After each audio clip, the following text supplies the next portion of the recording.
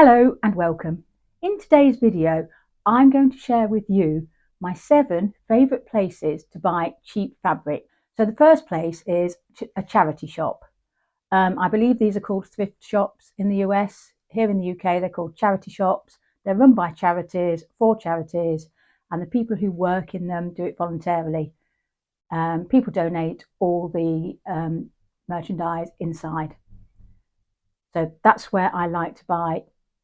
I'll say fabric. I do buy fabric from there, but often I buy other things that I use as fabric. So the first things I like to buy are bed linen, sheets and duvet covers. This is a duvet cover and a pillowcase, the last thing I bought, and it cost me £1. Now I'm going to make this into a pair of pyjamas, so that's not bad. £1 for a pair of pyjamas. Here's another one I bought a couple of weeks ago. I've started using this already. I've already made an apron. I'll share with you in the description a link to the apron that I made.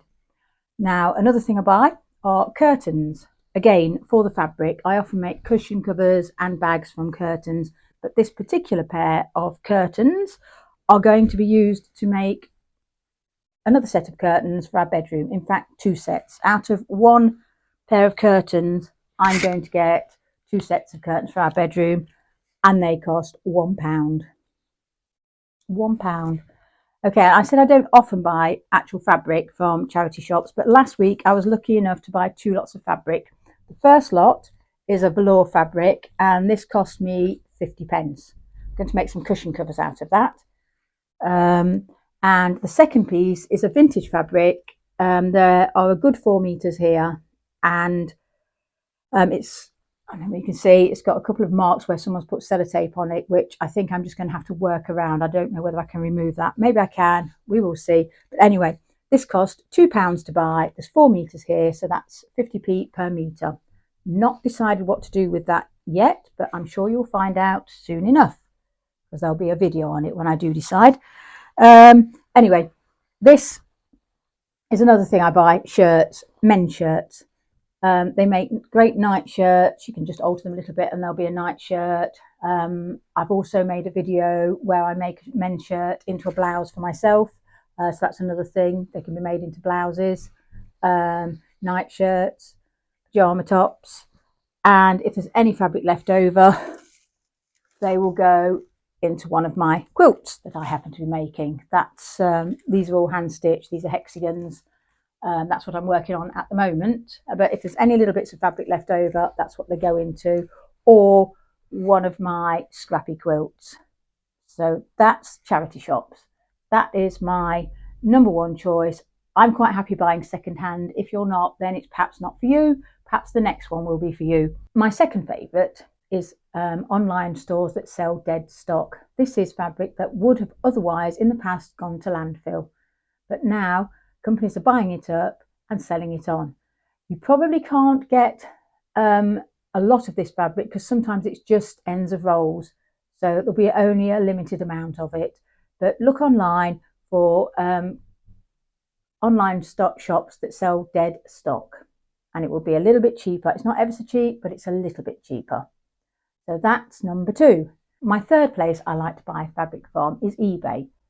But what I buy is from eBay auctions, where someone like me, an individual, has put some of their offcuts of fabric in an online auction on eBay that you can bid on and hopefully win. Just remember, if you do this method, take into account how much postage you're going to be paying. Don't bid too much and then realise, oh no, I've got another £5 postage to pay on top of what I've already paid. So consider the postage as well when deciding how much you're going to bid up to. And another place is Facebook Marketplace. Often the same thing happens. People buy too much fabric, or they have offcuts that they don't know what to do with, and they'll put it into a bundle, a job lot, and sell it on Facebook Marketplace. Very often they will post it to you on there, but you might find somewhere local where you can go and collect it. If you're going to have it postage, you need to pay with PayPal. If you're collecting it, most people will let you pay cash on collection. Now there's another way on Facebook to buy fabric, and that's by joining a Facebook group, something like Swap and Sell Fabric, or stash and restash, no, sorry, destash and restash fabric, something like that. There'll be a private group you can join. Well, you can join if they accept you. You have to apply to join. Once you've joined and they've accepted you, then you can buy and sell fabric within the Facebook group. Another thing I like to buy, these are new again, but these are bed sheets, flat bed sheets. They make great backings for quilts. They're very wide, and if you buy in the UK, the largest size I think is a super king size, and if you buy that size, it's 2.9 meters wide and 3 meters long. So you get almost 3 meters by 3 meters of fabric. And I looked on eBay this morning, you could buy Egyptian cotton flat bed sheet for £12. £12.99, I think, actually, £12.99. Anyway, it's a cheap way to buy a large amount of cotton fabric, which you can use to back your quilts. If you don't want to back your quilts with it, you could make blouses, shirts, pyjamas, whatever you want. But it's a good, cheap way to buy fabric. And my 7th way is to buy from auction houses. You can go on to selroom.com and bid at any auction house in the UK. This is only good if you want to buy vintage fabrics, no use if you want new fabrics. So go to selroom.com and search vintage fabric, and you will see all the different auction houses that have fabric within their auctions. And you can bid on this platform called selroom.com. You need to register with them, and you probably need to provide your bank details. So you bid online at the auction when it's live. So you've got to be at your computer at the right time, ready to bid. You bid online. If you win, if yours is the winning bid, then you have to pay. So you pay first, and then you can either go and collect, or if you want, you can have them delivered. Now, some auction houses will deliver, others won't. So before you even bid, if you want the item posted, you'd be best to send an email to the auction house where the auction is going to be and ask them if they're willing to post the items to you should you win. Because if not, you have to use a company called Mailboxes, and they are a lot more expensive. So I would say before bidding, just check that they're going to be able to post it for you, or if you can, go and collect it yourself. But on this platform, selroom.com, you can bid all over the country. You can possibly bid all over the world, I think. So check to see where you're bidding, where it is. If it's local to you, go and fetch it. But chances are it won't be, so you'll need it posting.